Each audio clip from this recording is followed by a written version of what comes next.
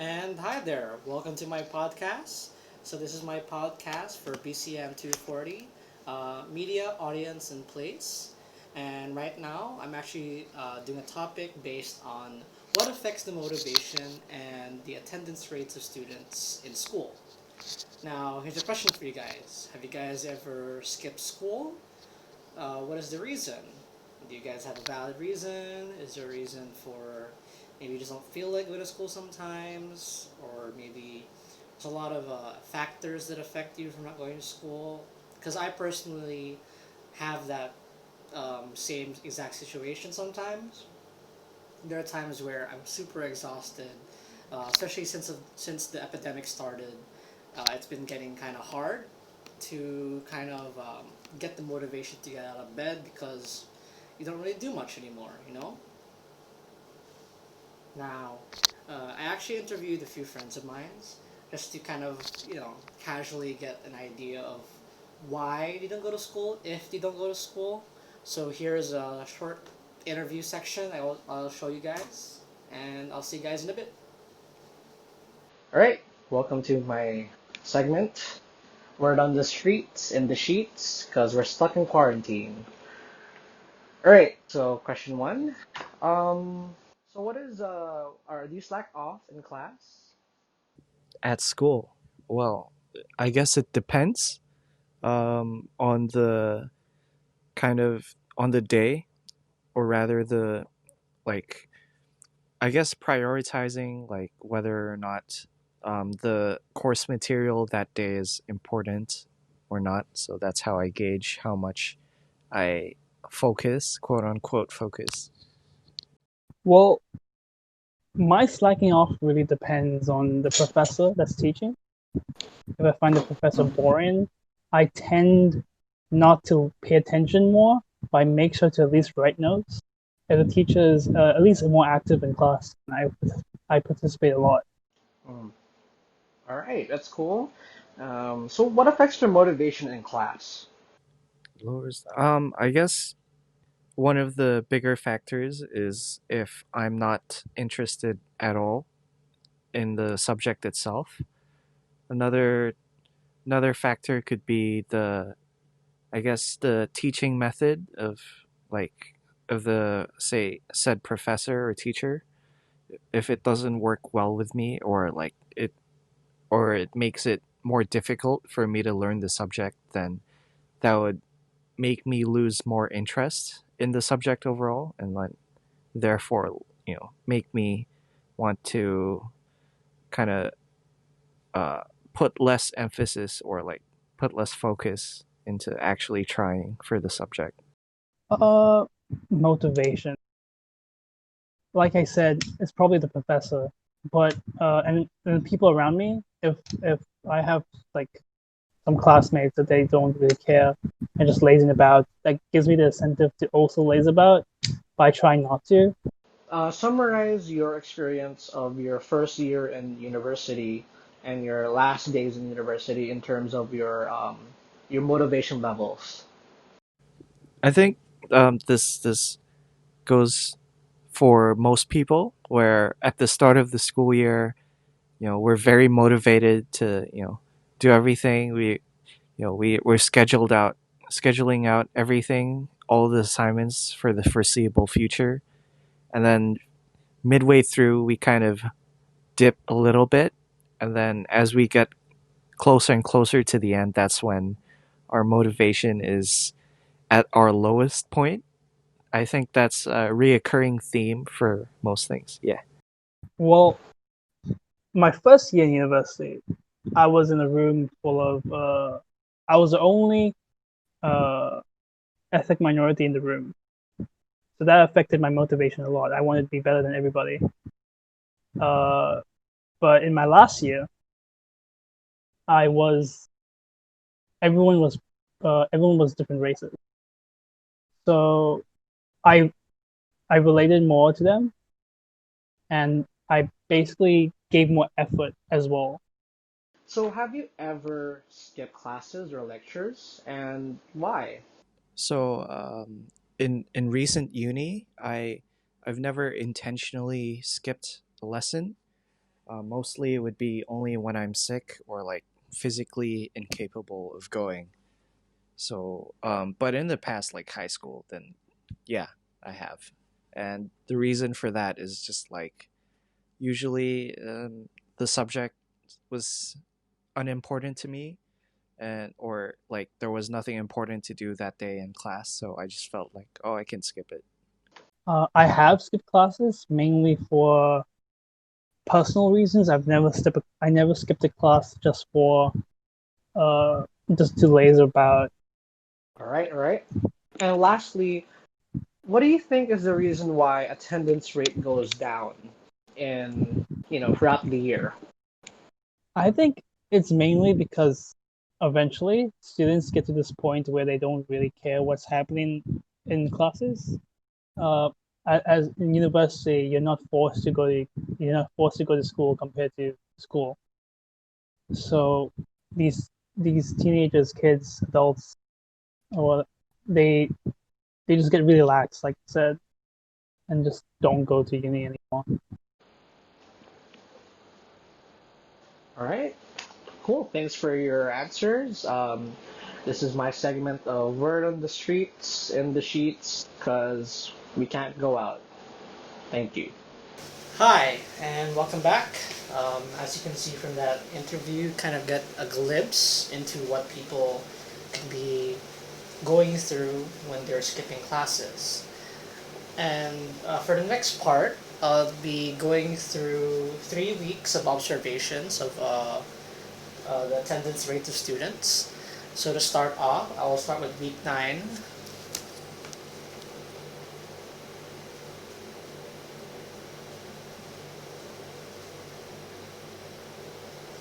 Which was the 30th of June until July 2nd, which is Tuesday to Thursday. So from that week, the attendance rate was quite low as well. There were actually some students who came back from a long periods of not showing up, probably because we have been warned around that time that students need to make an effort to go to classes. So when you enter class, it's pretty much empty because you get the feeling of the space and how people are sitting down is quite weird. If it's quite full, even if people were to sit on the side, then the middle, it will still be quite filled um, in the first place. But comparing from the first semester until now, the number of students have quite like diminished a lot. Um, Especially like from my experience, there are times where I'm late because I keep missing the bus. So when you enter class, the teacher notices you because you enter and there's no one there to occupy the teacher, so they just have all eyes on you. So Tuesday to Thursday, we had lectures and tutorials. It was quite tutorials itself has very low attendance rate. Uh, some students probably have issues going to school, maybe because after the epidemic, for semester B, people weren't used to going back to school again in person.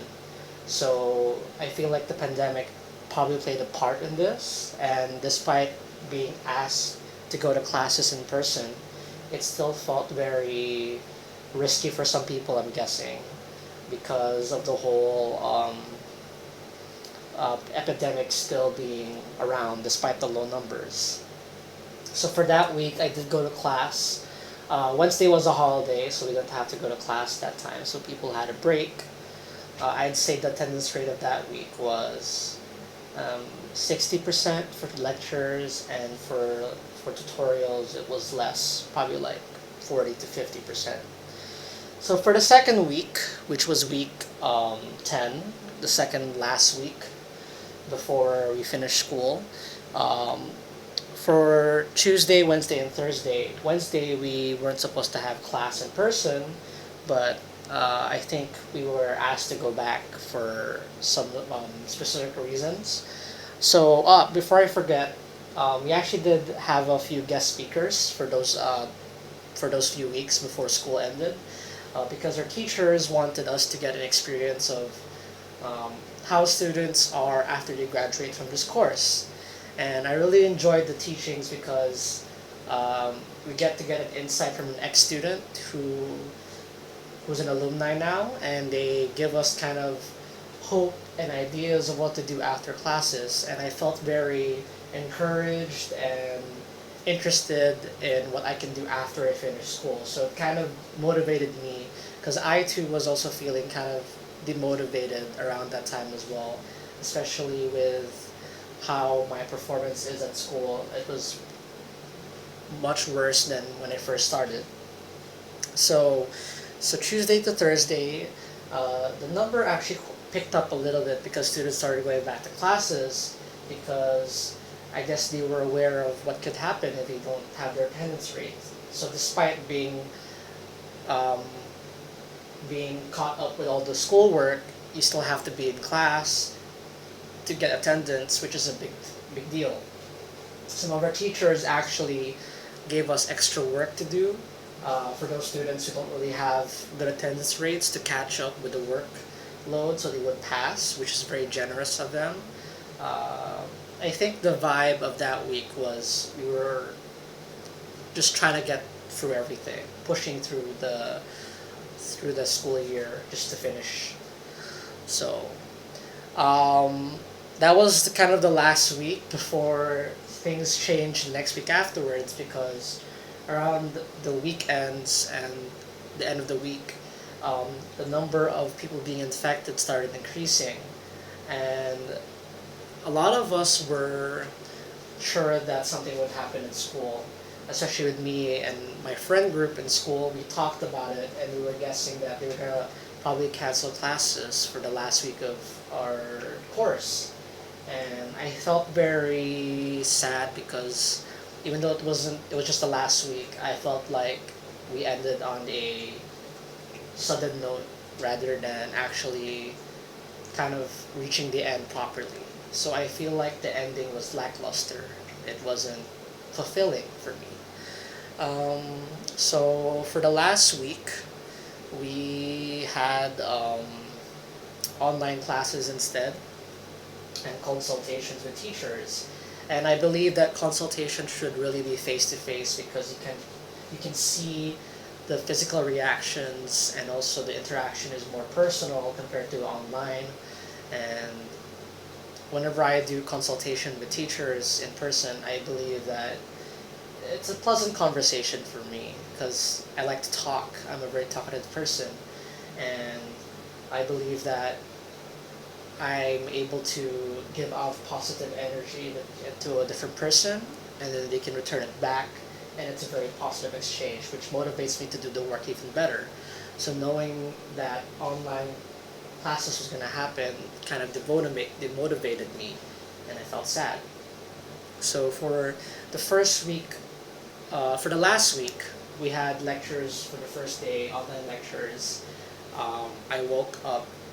Usually, I would wake up at 8 to try to make it to class by 10, but I woke up at 10 because I didn't have to leave the house.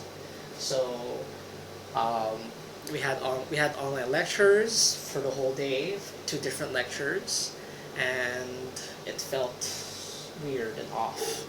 So for the next 2 days, we had online consultation. For Wednesday, I overslept, so I missed my consultation. So the whole day I just made up by trying to figure out what to do myself, which probably took a toll on my work. And then for the last day, which was also tutorials, which I made up to, I was able to do my consultation.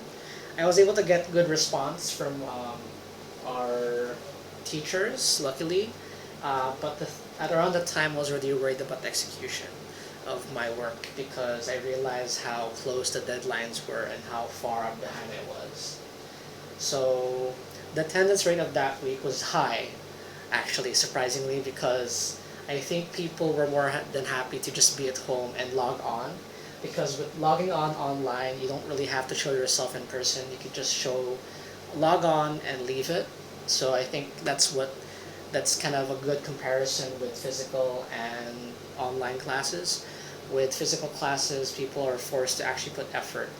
Well, online classes, teachers don't really have a way to check if people are there, or paying attention, because I could easily just put this recording on the side and I'll just do something else. So that is my observation of the last 3 weeks of my school. Overall, I think it's a very sad, but also I think it's a very accomplishing time as well that we were, despite the challenges I personally face, I was able to go to classes at the end. So, yep.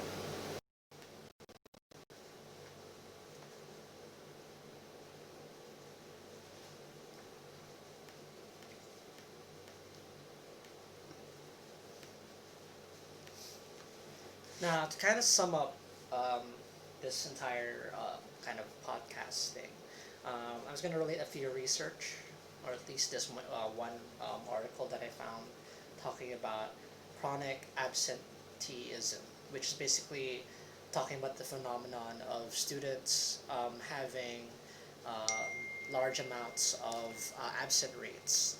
So, um, this is actually a study in the States where it identified the the trend happening as early as grade school, which I'm assuming is primary school.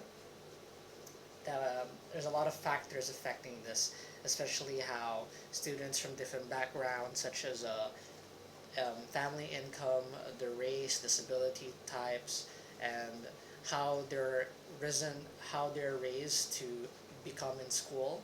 So these are different factors that can affect some students, and I'm thinking that a lot of these factors are also very present based on what I'm seeing in my own classes myself. A lot of the people who are absent are people from different backgrounds, different minorities, and maybe people with different attitudes and emotional ranges. So I think this starts from a very young age. So I think how we can tackle this issue is that we should start adding support programs to kind of pick out at the early stage of childhood students who are not very active in school or having issues going to school. Um, we have to really pay attention to these cases, and or else this would kind of continue into future generations, because this can also lead into behavior changes. So if these kind of people have commitment issues, will pass this on to their children in the future due to their actions of how they raise them. So, uh, so to conclude, this is a lot of observation. A lot of questions are still needed to be answered, especially with the trend in Hong Kong. There are no direct studies um, that I have seen yet, but I'm pretty sure, hopefully, with this podcast, we can raise awareness of helping each other to achieve um, a future where we don't really have empty classes and empty places, that we will all commit to the education we're given. So yeah, thank you for listening. I hope you guys are safe, staying safe in this pandemic, and take care.